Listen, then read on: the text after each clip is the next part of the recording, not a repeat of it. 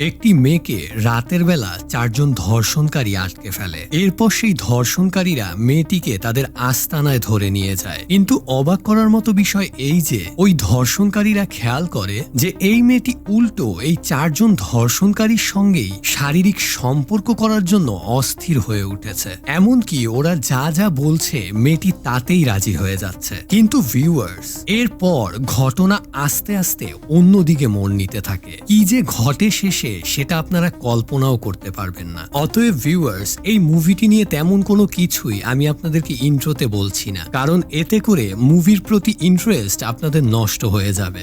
Hello viewers, মুভিগ্যাজমে আপনাদের সবাইকে স্বাগতম। আজকে আপনাদের সামনে নিয়ে হাজির হয়েছি এরকমই একটি mind blowing twisted thriller movie নিয়ে, যার নাম মাগুভা। এই মাগুভা নামে তেলেগু মুভিটি রিলিজ পেয়েছে 2020 সালে। মাগুভা একটি তেলেগু শব্দ এবং এর অর্থ হলো নারী বা স্ত্রী। তবে চলুন এবার আজকের এই খুবই ইন্টারেস্টিং মুভির এক্সপ্লেনেশনটি শুরু করে ফেলা যাক। কিন্তু ভিউয়ার্স, যারা যারা আমাদের চ্যানেলটি সাবস্ক্রাইব করেননি তারা এখনই সাবস্ক্রাইব করে বেল বাটনটা অন করে দিয়ে আমাদের সাথেই থাকবেন। আজকের ভিডিওটি ভালো লেগে থাকলে লাইক এবং শেয়ার করার অনুরোধ রইল। আর ভিউয়ার্স, আপনারা যারা এখনো আমার ফেসবুক পেজটি ফলো করেননি তারা এখনই আমার ফেসবুক পেজটি ফলো করে দিবেন। মুভিটি শুরু হয় একটি পুরনো বাড়ি দেখিয়ে, যে বাড়িতে একটি মেয়ে ভয়ে ছোটাছুটি করছে। এই বাড়িটা আসলে শহর থেকে অনেক অনেক দূরে এবং এখন এই বাড়িটা একটা গোডাউন হিসেবে পড়ে রয়েছে। আর এই মেয়েটি আসলে এখান থেকে বের হওয়ার রাস্তা খুঁজছে, কিন্তু মেয়েটি কিছুতেই এখান থেকে পালিয়ে যাওয়ার রাস্তা খুঁজে পাচ্ছে না। এই মেয়েটিকে এই পুরনো বাড়িতে কিডন্যাপ করে নিয়ে এসেছে চারটি লম্পট লোক, যাদের মধ্যে লিডার হচ্ছে এই গিরি নামের লোকটি, শিবা, চান্দু এবং নায়ক নামে বাকি তিনজন গিরির আন্ডারে কাজ করে। তো এই চারজন মিলে মেয়েটিকে ধর্ষণ করার জন্য ঘিরে ফেলে, কারণ এই চারজনের কাজই হচ্ছে মেয়েদেরকে কিডন্যাপ করে এরপর তাদেরকে ধর্ষণ করে নৃশংসভাবে হত্যা করা। তো ধর্ষণ করার জন্য মেয়েটিকে ঘিরে ফেলার পর মেয়েটি ভয়ে ভয়ে বলে, আমাকে ছেড়ে দাও তোমরা, না হলে তোমাদের অবস্থাও দামিনী বা নির্ভয়া কেসের ধর্ষকদের মতো হবে। তখন সেই লম্পট লোকগুলো বলে এইসবে তাদের নাকি কিছুই যায় আসে না, কারণ তারা ধর্ষণের পর মেয়েদেরকে খুন করে গায়েব করে দেয়। আর আজ পর্যন্ত এরা যে কত মেয়েদেরকে ধর্ষণ করে খুন করেছে তার কোনো হিসাবই নেই, কিন্তু ওদেরকে কোনো আইনের কেউই ধরতে পারেনি। এই কথা শুনে মেয়েটি ভয়ে তখন আবারও পালানোর জন্য ছুটতে শুরু করে এবং ওই লম্পটদের কাছ থেকে নিজেকে বাঁচাতে গিয়ে এক পর্যায়ে ওর কাপড় ছিঁড়ে যায়। তারপরেও কোনো রকমে মেয়েটি দৌড়ে এক জায়গায় গিয়ে লুকায়, কিন্তু ওই অবস্থাতেই মেয়েটিকে ওই চারজন ছেলে খুঁজে বের করে এবং একের পর এক এসে ধর্ষণ করে। কিছুক্ষণ পর মেয়েটি মারা যায়। তখন গিরি নামের লিডারটা বাকি তিনজনকে বলে, এই মেয়ের লাশ জায়গা মতো ফেলে আসো, যাও। এই লম্পট শয়তানগুলোর কাছে এই ধরনের কাজ নতুন কিছু না, তাই মেয়েদের ইজ্জত বা মেয়েরা বাঁচলো নাকি মরলো এতে তাদের কিছুই যায় আসে না। সিন কাট হয়। এবার আমরা দেখতে পাই জননী নামে একটি মেয়ে রাতের বেলা স্কুটি চালিয়ে বাড়ি ফিরছিল। ঠিক তখনই এই চার শয়তানের চোখ এই জননী নামের মেয়েটির উপরে পড়ে এবং অনেকক্ষণ এই মেয়েটিকে ফলো করার পর চারজন মিলে জননীর স্কুটির সামনে একটা অটো নিয়ে এসে ওর পথ আটকায়। এরপর চারজন মিলে জননীকে ধস্তাধস্তি করে কিডন্যাপ করে অটোতে তুলে। তখন জননী নিজের মোবাইল ফোন বের করতে নেয়, কিন্তু ওরা মোবাইল ফোনটা বাইরে ছুঁড়ে ফেলে দেয়। জননীকে চারজন আবারও সেই পুরনো গোডাউনে নিয়ে আসে। চালাকি করে তখন জননী ব্যাগ থেকে মরিচের স্প্রে বের করে চারজনের চোখে স্প্রে করার জন্য, কিন্তু নিজেকে বাঁচানোর এই প্ল্যানটা পুরো নষ্ট হয়ে যায় যখন চারজনের একজন স্প্রেটা দেখে ফেলে কেড়ে নেয়। এবার জননী একটা লাস্ট চান্স নিয়ে দেখে। ও অনেক চিন্তা ভাবনা করে একটা আইডিয়া বের করে চারজনকে বলে, দেখো, আমি খুব ভালো করেই জানি যে তোমরা চারজন এখন আমার সঙ্গে কি করবে, আমাকে রেপ করবে, তাই তো?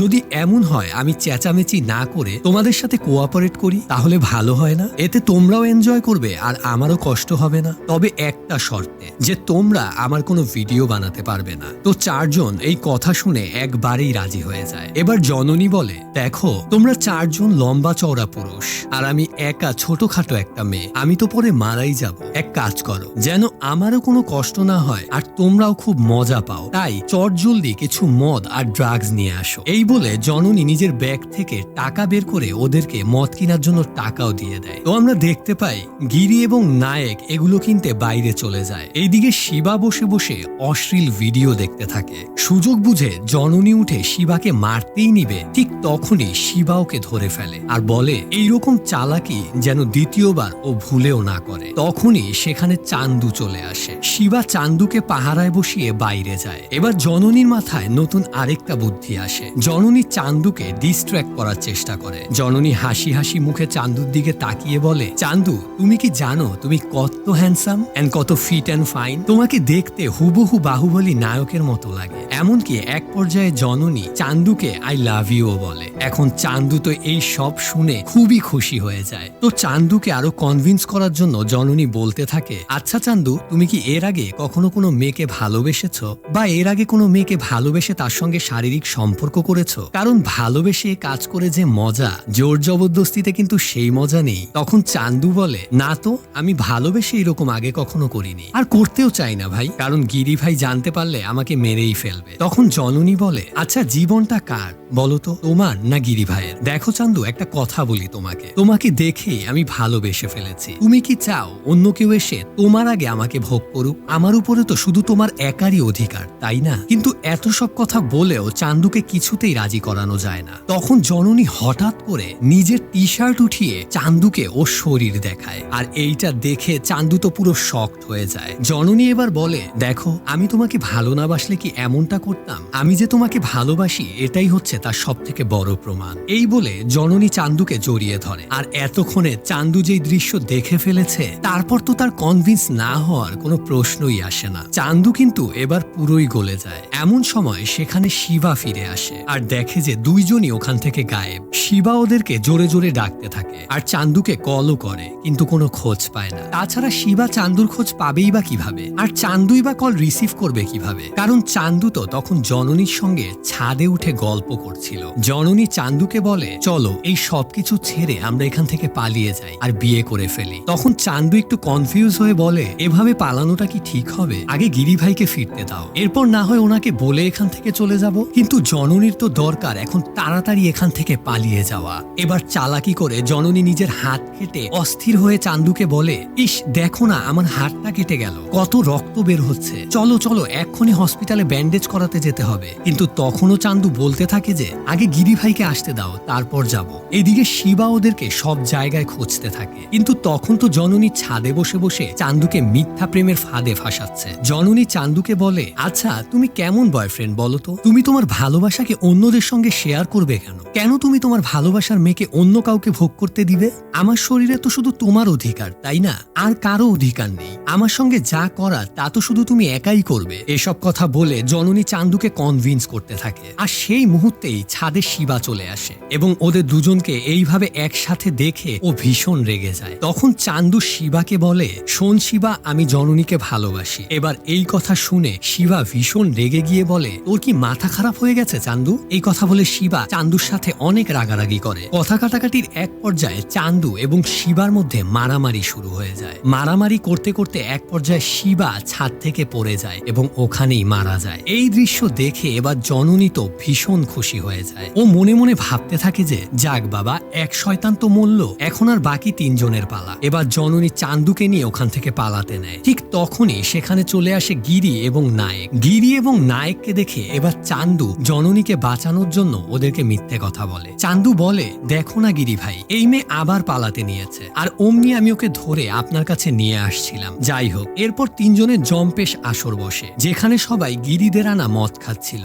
জননীকেও মদ দেওয়া হয়, কিন্তু জননী সবার চোখের আড়ালে মদগুলো ফেলে দেয়। ব্যাপারটা কেউই টের পায় না। এর মধ্যে গিরি ওদেরকে জিজ্ঞেস করে শিবা কোথায়। তখন চান্দু এবং জননী আলাদা আলাদা উত্তর দেয়। এবার চান্দু মিথ্যা অভিনয় করে শিবাকে কল দেয়। এরপর গিরিকে বলে শিবা তো কল ধরছে না। এদিকে জননী আবার গিরিকে কনভিন্স করার জন্য বলে এই জঙ্গলে এরিয়ায় হয়তো নেটওয়ার্ক খারাপ, তাই কল কানেক্ট হচ্ছে না। এইসব কথা শুনে গিরি নিজেই শিবাকে কল দেয় আর দেখে যে ফোনে রিং ঢুকে গেছে। এবার গিরির সন্দেহ হলে হঠাৎ খেয়াল করে যে আশেপাশেই কোথাও শিবার ফোনে রিং বাজছে। এবার সেই সাউন্ড ফলো করতে করতে গিরি এবং নায়ক বাইরে এসে দেখে বাড়ির পাশে শিবার মৃতদেহ পড়ে আছে। এ সময় জননী এবং চান্দু পালাতে নেয়, কিন্তু ওদের সামনে গিরি আর নায়ক চলে আসে। তখন চান্দু বলে ও জননীকে ভালোবাসে আর জননীও ওকে ভালোবাসে, কিন্তু শিবা ওদের ভালোবাসার মাঝখানে চলে এসেছিল, তাই মারামারি করতে গিয়ে অ্যাক্সিডেন্টলি শিবা মারা গেছে। এ কথা শুনে গিরি ভীষণভাবে রেগে গিয়ে বলে তাই নাকি, যদি এটা সত্যি হয় তাহলে তোর সামনেই আমি একে রেপ করে মেরে ফেলবো,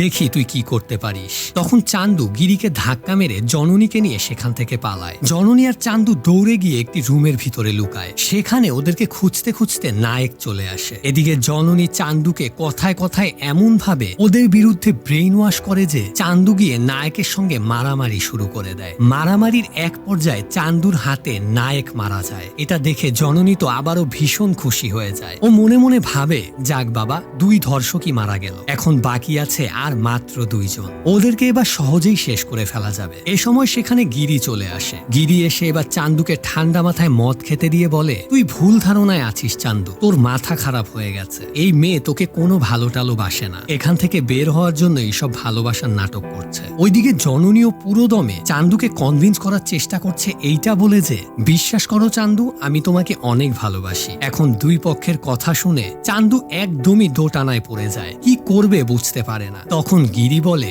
দেখ চান্দু, তোকে আমার বন্ধুত্বের কসম, তুই ভুল ধারণায় আছিস, এই মেয়ে তোকে ভালোবাসে না। আচ্ছা ধর 1 সেকেন্ডের জন্য মেনেই নিলাম তুই এই মেয়েকে ভালোবেসে ফেলেছিস, তাহলে তোর ভালোবাসা প্রমাণ করার জন্য আমার সামনে তুই এই মেয়েকে রেপ কর, আমি তোদের দুজনের মধ্যে কাবাব মেয়ে হাড্ডি হব না। অবশেষে দুঃখের ব্যাপার হলো যে চান্দু গিরির কথায় ফেসে যায় আর বলে ঠিক আছে ভাই, আপনার কথাই বিশ্বাস করলাম, এই মেয়েকে আমরা দুজন একসাথেই রেপ করব। এইসব ভালোবাসা টালোবাসার কথা সব বোগাস। এখন চান্দুর মুখ থেকে এইসব কথা শুনে জননী তো ভীষণ ভয় পেয়ে যায়। ওর এতক্ষণ নিজেকে বাঁচানোর সব চেষ্টাই কি তাহলে বৃথা হয়ে গেল? এবার জননী নিজেকে বাঁচানোর জন্য দৌড়ে পালায় আর ওর পিছু পিছু চান্দু এবং গিরি আলাদা আলাদা ধাওয়া করে। এমন সময় হঠাৎ চান্দুকে একা পেয়ে গিয়ে এবার জননী আবারও চান্দুকে শেষবারের মতো কনভিন্স করতে থাকে ভালোবাসার কথা বলে, এবং কথার এক পর্যায়ে জননী চান্দুর হাত নিজের টি শার্টের ভিতরে নিয়ে নেয়। তারপর বলে দেখো চান্দু, আমি যে তোমাকে ভালোবাসি এটাই হচ্ছে তার সব থেকে বড় প্রমাণ। আর কি চাও? তুমি চাইলেই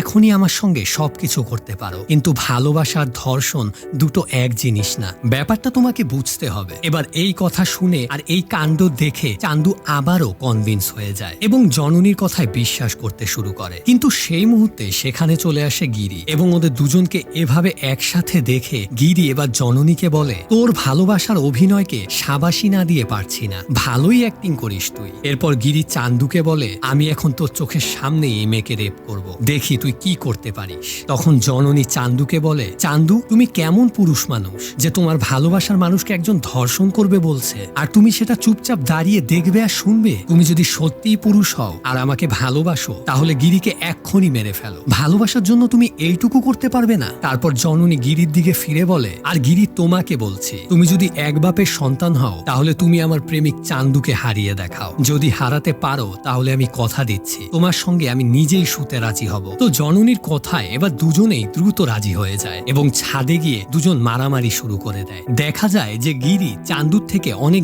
বেশি শক্তিশালী, তাই চান্দুকে গিরি মাটিতে আছড়ে আছড়ে মারতে থাকে। মার খেতে খেতে চান্দুর অবস্থা তো পুরোই খারাপ হয়ে যায়। এটা দেখে গিরি জননীর দিকে আগাতে থাকে। তখনই হঠাৎ করে চান্দু গিরির পা ধরে জোরে টান দেয় আর অমনি গিরির মাথায় একটি বোতলে লেগে রক্তক্ষরণ শুরু হয় আর এর ফলে গিরিও এক পর্যায়ে ওইখানে মারা যায়। তাহলে 4 ধর্ষক লোকের মধ্যে 3 জনই মারা গেল। এবার বাকি থাকলো চান্দু। জননী এবার চান্দুকে পানি টানি খাইয়ে সুস্থ করে আর চান্দুর এইসব দেখে মনে হতে থাকে জননী মনে হয় ওকে নিশ্চয়ই ভালোবাসে। কিন্তু চান্দু কিছুটা সুস্থ হতেই জননী আসল রূপে ফিরে আসে। জননী এবার নিজের মনে পুষে রাখা সমস্ত ঘৃণা রাগ প্রকাশ করে বলে ভালোবাসা, তাও আবার তোদের মতন ধর্ষক খুনিদেরকে জীবনেও না। তোদের মতো ধর্ষকরা মেয়েদেরকে শুধু এক টুকরো শরীর ভাবিস আর কিচ্ছু না। রাস্তাঘাট, বাস, ট্রেন সব জায়গায় তোদের মতো জানোয়ারদের বাজে দৃষ্টির জন্য কোনো মেয়ে বের হতে পারে না। তোকে তখন আমি আমার শরীরে হাত দিতে দিয়েছি কেন জানিস?